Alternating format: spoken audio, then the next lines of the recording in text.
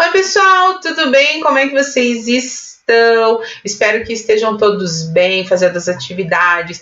E antes de a gente começar a conversar sobre a exposição de opiniões, eu preciso pedir uma gentileza para vocês. Eu sei que vocês são muito fofos, muito queridos, todos muito amigos e que vocês se conversam.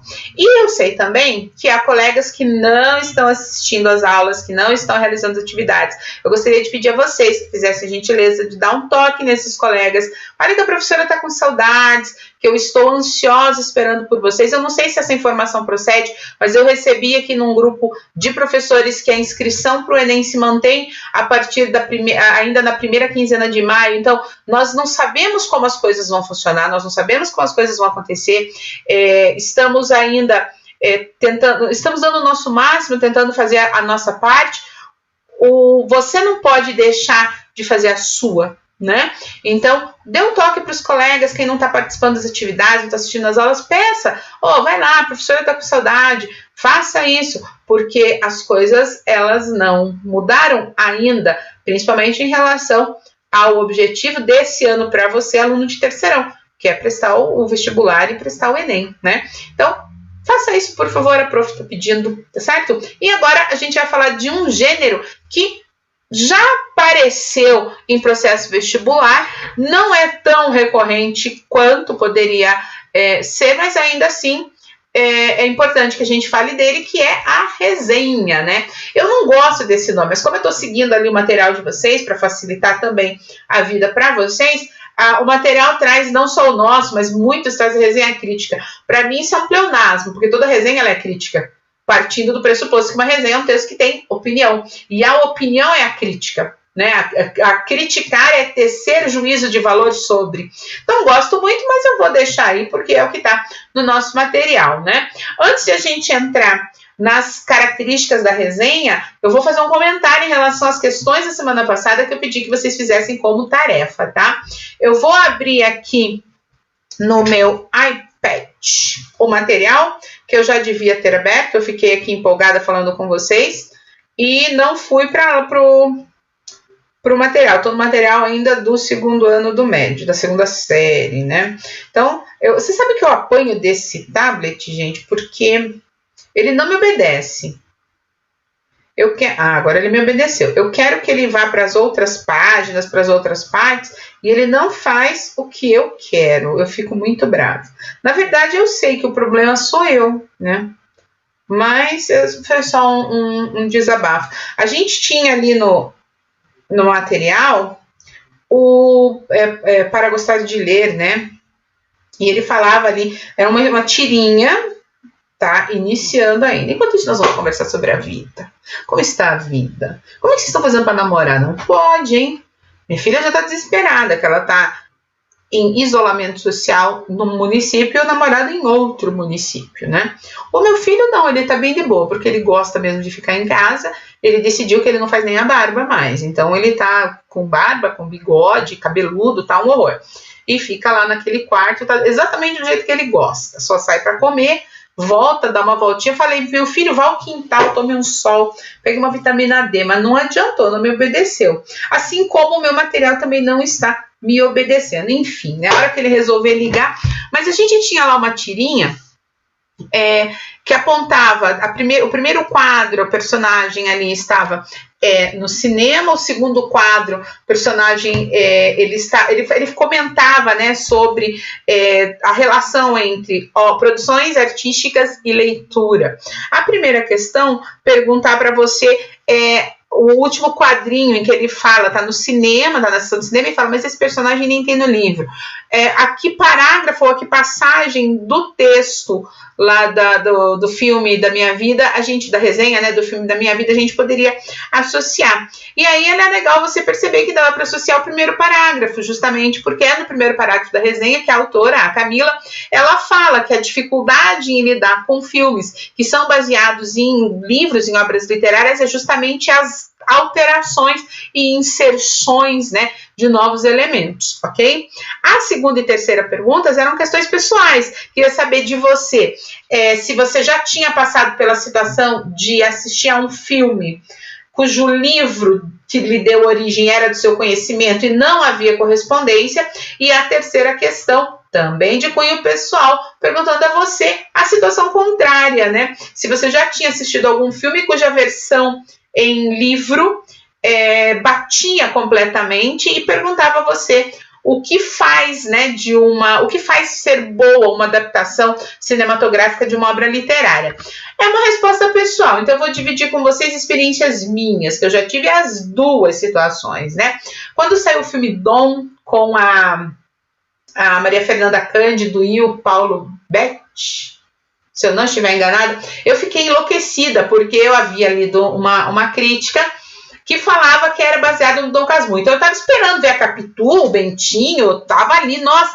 E para mim foi frustrante. É um bom filme, muito bem feito, mas é baseado, não é uma adaptação, não é uma reprodução, é a essência da suposta traição. Então você não vê as mesmas coisas. Isso para mim foi frustrante, porque eu estava esperando ver, né? Também tem muito do que o espectador espera.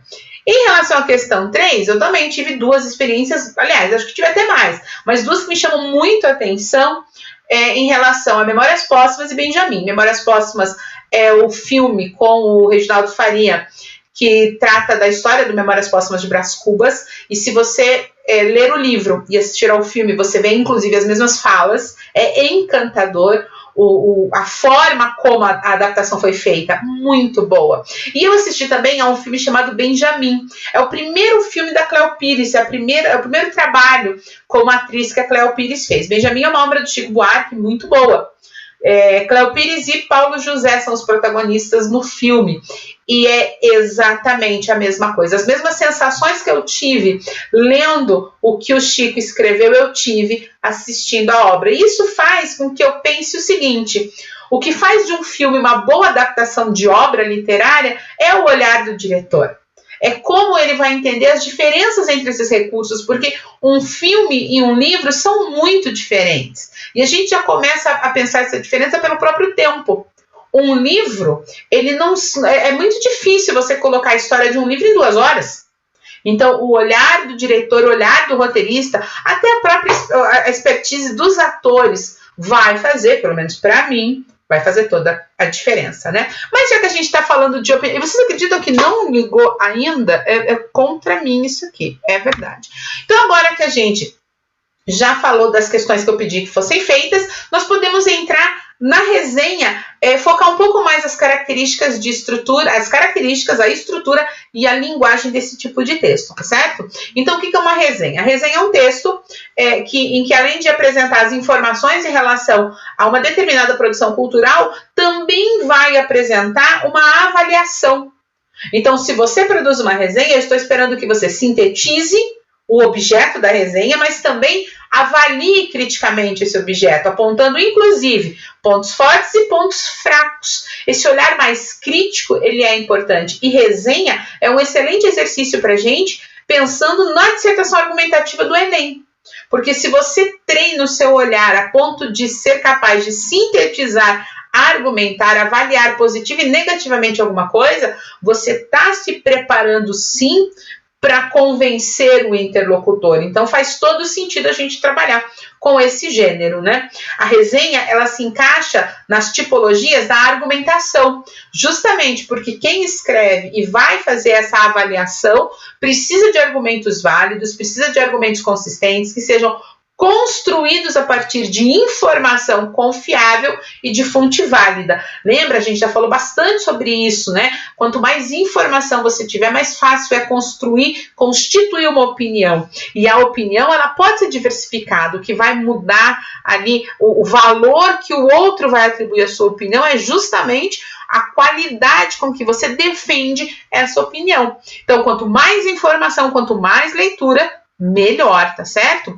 Uma resenha, pensando no aspecto estrutural, ela apresenta introdução, desenvolvimento e conclusão.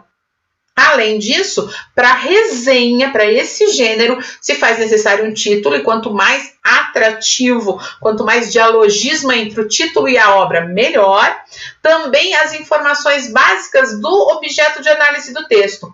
o nome, a autoria. Se a gente vai falar de um livro, o título, o autor, a editora e a edição. Se a gente vai falar de um filme, o título, a direção, o ano, os protagonistas, os atores principais. Então, isso tudo ajuda na identificação do objeto de análise do texto. Por isso é importante passar essas informações. Quando a gente faz resenha de livros, nós costumamos colocar também o número, a quantidade de páginas que esse livro tem e o preço de venda no mercado.